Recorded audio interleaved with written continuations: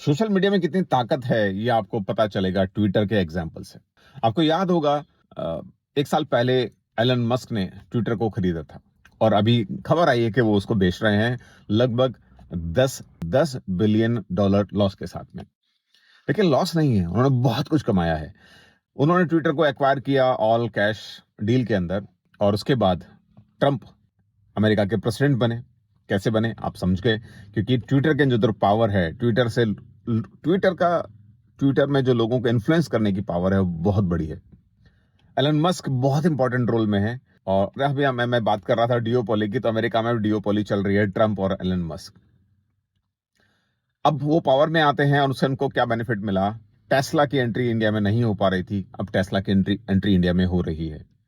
Starlink की entry India में नहीं हो पा रही थी इंटरनल अपोजिशन की वजह से, अब वो उनकी एंट्री हो रही है।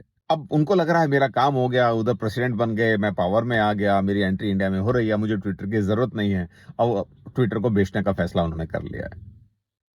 तो जो बिजनेसमैन है, जो विजनरी है, मैं एलन मस्क का बहुत मतलब मैं उनका फैन हूं। फैन इसलिए हूं कि वो बहुत विजनरी पर्सन है, बहुत आगे का सोचते हैं।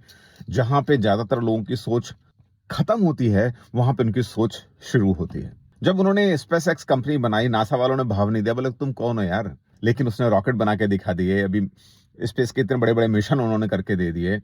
और इनफैक्ट अनुजा विलियम्स जब स्पेस से वापस आई हैं तो उन्हीं के स्पेस क्राफ्ट में आई हैं। उन्होंने एक बड़ा क्रांतिकारी काम किया कि जब आपने देखा होगा कि जब सैटेलाइट को लॉन्च करते हैं तो रॉकेट जाता है, रॉकेट फटता है, सैटेलाइट अपनी कक्षा में स्थापित होता है। लेकिन उन्होंने ऐसे स्पेस क्राफ्ट या रॉकेट बना लिए हैं, रॉकेट जाता है, सैटेलाइट को अपनी कक्षा में स्थापित करता है, रॉकेट वापस आ जाता है। तो ऐसा काम तो भैया मस्क भैया ही कर सकते हैं और बाकी तो किसी के बस की बात नहीं है।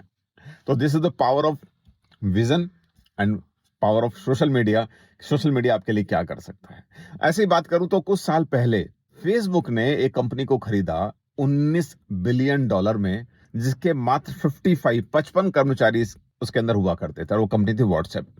सबको लगा यार क्यों खरीद लिया इसको। आज आप व्हाट्सएप की पावर देख लीजिए। कुछ साल पहले उसने इंस्टाग्राम को खरीदा, अब इंस्टाग्राम की पावर देख लीजिए। तो फेसबुक, इंस्टाग्राम, व्हाट्सएप तीनों एक ही बंदे के पास है। तो ये हो रही है मोनोपोली अगेन। तो ये दूर की सोच।